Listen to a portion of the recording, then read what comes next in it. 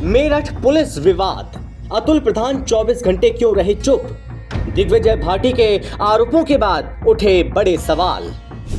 मेरठ में किसान नेता डॉक्टर दिग्विजय भाटी के साथ कथित पुलिस बर्बरता का मामला अब सिर्फ तत्कालीन एसएसपी अविनाश पांडे और पुलिस की भूमिका तक सीमित नहीं है, बल्कि एक बड़ा सवाल सरधना से समाजवादी पार्टी के विधायक अतुल प्रधान से भी पूछा जा रहा है।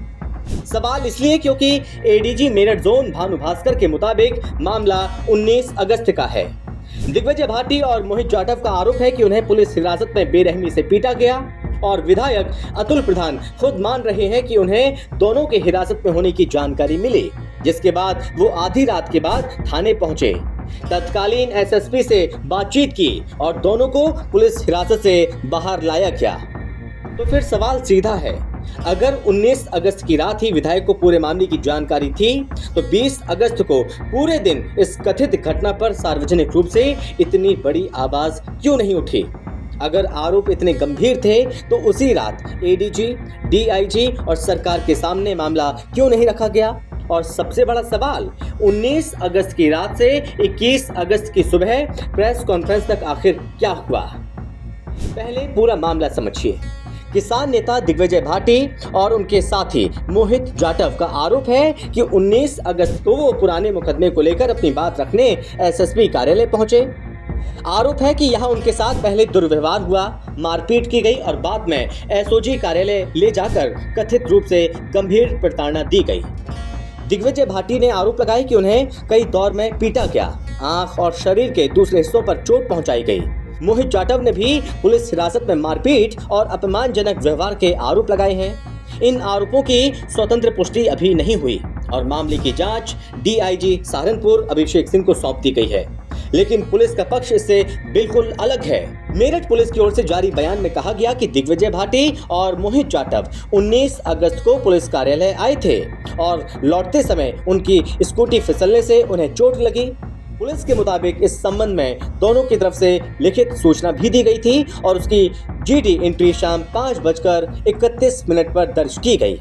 यानी दोनों पक्ष आमने सामने हैं। एक तरफ दिग्विजय भाटी का कथित 3rd डिग्री का आरोप और दूसरी तरफ पुलिस का स्कूटी फिसलने का दावा। इसलिए निष्पक्ष जांच बेहद जरूरी है। अब सवाल अतुल प्रधान से, लेकिन इस पूरी कहानी में एक और किरदार है, सरधना विधायक अतुल प्रधान। अतुल प्रधान कोई ऐसे नेता नहीं है जिन्हें धरना प्रदर्शन या सड़क की लड़ाई से परहेज रहा हो। उनकी राजनीति की पहचान ही आंदोलन और मुखर विरोध से रही है। अतुल प्रधान के मुताबिक जब उन्हें दोनों नेताओं के पुलिस हिरासत में होने की जानकारी मिली तो वो आधी रात के बाद मौके पर पहुंचे।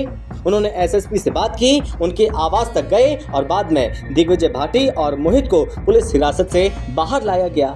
अब यहीं से सवाल खड़ा होता है, अगर विधायक ने 19 अगस्त की रात दिग्विजय भाटी को ऐसी हालत में देखा था, अगर उन्हें उसी समय कथित मारपीट की जानकारी मिल गई थी, अगर मामला एक किसान नेता के साथ कथित 3rd डिग्री और पुलिस ज्यादती का था, तो विधायक ने उसी रात पुलिस स्टेशन का धरना क्यों नहीं दिया?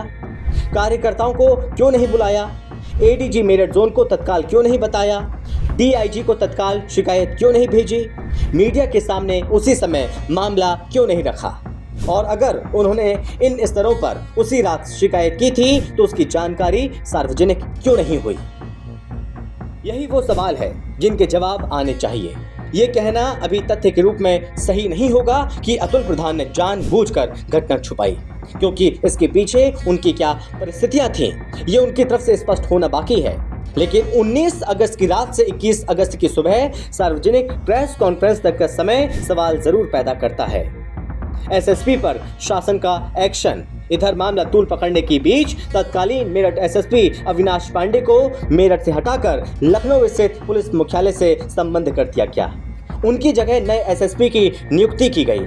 रिपोर्ट के मुताबिक ये आदेश 20 अगस्त की देर रात सामने आया। इसे योगी सरकार का बड़ा प्रशासनिक एक्शन माना जा रहा है, लेकिन सिर्फ ट्रांसफर से सवाल खत्म नहीं होते। अगर जांच में दिग्विजय भाटी के आरोप सही पाए जाते हैं तो सवाल केवल एक एसएसपी की पोस्टिंग का नहीं रहेगा, सवाल उन सभी पुलिसकर्मियों की जवाबदेही का होगा जिनकी कथित भूमिका सामने आएगी। क्योंकि कानून किसी सामान्य नागरिक के लिए अलग और वर्दी पहनने वाले के लिए अलग नहीं हो सकता। पुलिस को कानून लागू करने का अधिकार है, कानून तोड़ने का नहीं। अगर कोई आरोपी है उसे गिरफ्तार कीजिए, पूछताछ कीजिए, सबूत अदालत में रखिए, लेकिन किसी को कथित तौर पर पीटना, प्रताड़ित करना या कानून के बाहर सजा देना, अगर जांच में ऐसा साबित होता है तो उस पर भी वैसे ही कानूनी कार्रवाई होनी चाहिए जैसे किसी आम व्यक्ति पर होती है। एडीजी के बयान ने बदली टाइमलाइन। पूरे विवाद में एडीजी भानु भास्कर का बयान बेहद महत्वपूर्ण है। उन्होंने कहा कि उन्हें डीआईजी मेरठ रेंज से जानकारी मिली थी कि दिग्विजय भाटी 19 अगस्त को एसएसपी कार्यालय पहुंचे थे। वहीं किसी बात को लेकर विवाद हुआ। इसके बाद पूरे मामले की जांच डीआईजी सहारनपुर को सौंप दी गई। यही तारीख अब राजनीतिक सवाल पैदा कर रही है, क्योंकि सोशल मीडिया पर मामला बड़े स्तर पर 21 अगस्त की सुबह सामने आया, जबकि कथित घटना 19 अगस्त की बताई जा रही है।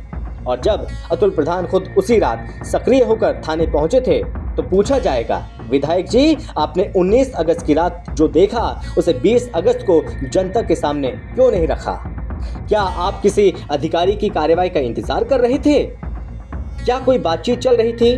क्या पीड़ित पक्ष तत्काल सामने नहीं आना चाहता था या कोई और वजह थी? इन सवालों का जवाब अतुल प्रधान ही दे सकते हैं। मेरठ का ये मामला सिर्फ राजनीति का मुद्दा बनकर खत्म नहीं होना चाहिए। दिग्विजय भाटी और मोहित जाटव के आरोप बेहद गंभीर हैं, लेकिन आरोपों की सत्यता तय जांच से होगी। पुलिस की स्कूटी फिसलने वाली कहानी भी जांच की कसौटी पर परखी जानी चाहिए। एसएसपी कार्यालय और आसपास की CCTV, medical report, GD entry, mobile location, call record और 19 अगस्त की पूरी टाइमलाइन सामने आनी चाहिए। और इसके साथ ही एक सवाल जनप्रतिनिधियों से भी, अगर जनता ने आपको अपनी आवाज बनाकर विधानसभा भेजा है और आपके सामने किसी व्यक्ति के साथ अन्याय होने का आरोप सामने आता है तो उस आवाज को उठाने में 24 घंटे भी क्यों लगे? क्योंकि सत्ता हो, विपक्ष हो, पुलिस हो या नेता, संविधान और कानून से बड़ा कोई नहीं होना चाहिए। अब जांच बताएगी कि मेरठ की इस कहानी में सच किस तरफ है, लेकिन जवाब पुलिस से भी चाहिए और राजनीतिक नेतृत्व से भी।